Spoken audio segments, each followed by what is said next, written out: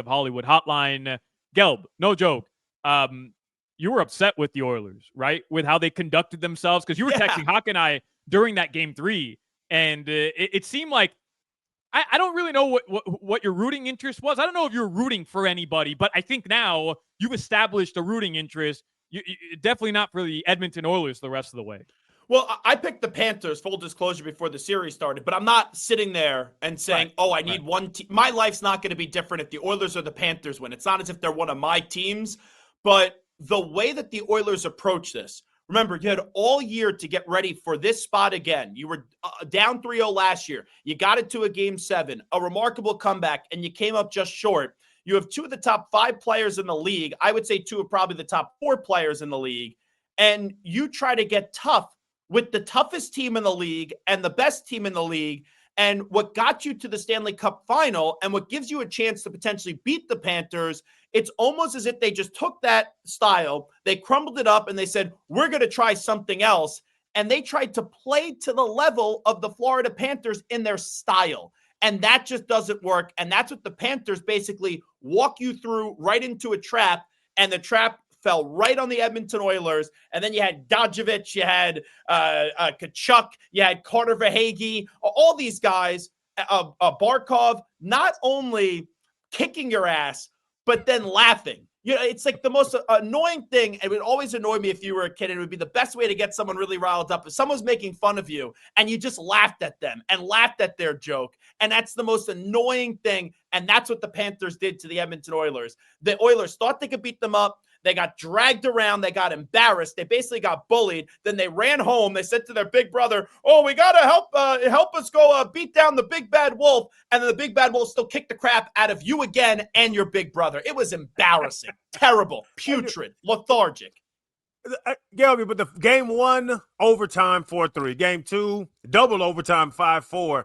Then just an ass kicking game 3.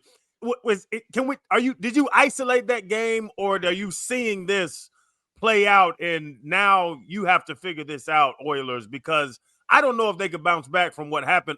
Honestly, ass kicked on the ice, ass kicked after the whistle, ass kicked for 3 periods. Is this lining up to be ugly? Well, here's what I'll say. When they won game 1, I said it's a good start. But then hey, the Panthers are more than capable, we know, of coming back down 2-0.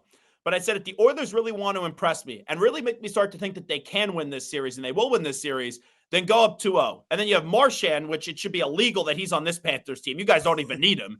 And he's unbelievable. And Marchand gets that game winner, and it's 1-1. And I expected the Panthers to win game 3. But how it happened, even Brian Boucher said it on the broadcast, if this continues, like if the Oilers try to attack it this way and just take dumb penalties, this series will be over real quick. So the way I would say it is game 4 is a must-win for the Edmonton Oilers. Like, if you win game 4, it doesn't mean you're going to win the Stanley Cup. If it's 2-2, even though the Oilers would regain back the home ice advantage, I'm still taking the Panthers. But if the Panthers win coming up tomorrow night and they go up 3-1, I don't care how much longer that the Oilers go find a way to extend this series. If they're up 3-1 and you give the Panthers then even 3 opportunities to close it out, I still think that the Panthers are going to win. So I think the series is for the Oilers really on the line coming up tomorrow night. Yeah, and look, on the flip side, Gelb, because I can make the case, the Panthers blew a 3-1 lead in game 1.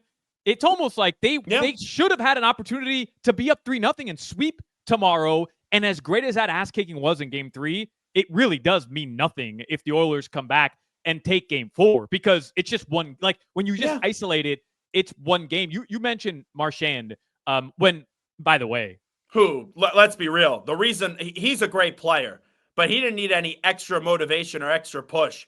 You, Mr. Fugazi Hockey, Alejandro Solana, you dumping and crapping all over the Brad Marchand trade.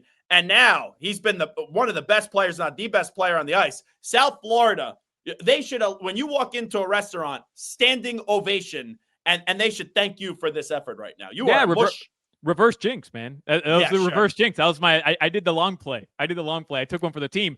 Hey, we were talking about it though, Gelb. No joke. What does it say about him? It's not just join this team. He's great. So he's going to be great. Like, obviously.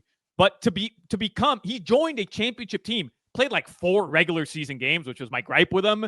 And now he's a leader in the locker room in what, a month and a half of being on a championship team already. Like there's a small group of dudes across sports who could join a championship team already, be there for a month and a half, 2 months, and then become a vocal leader in that locker room. And not only a championship team, let's call the Panthers what they are right now. They're the best organization in the sport right now. Yeah. So that's to a different level. But here's what I'll say about Brad Marchand.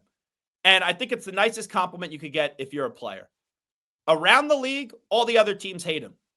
When he's on your team, you love the guy and you think he's the greatest human being ever. And you know what it is, why we can't stand the guy? Sure, he did some weird things like licking people and all that stuff on the ice. He's a great instigator, but he is someone that is a great player, and all of us are jealous that we don't have Brad Marchand on our team, whether you want to admit it.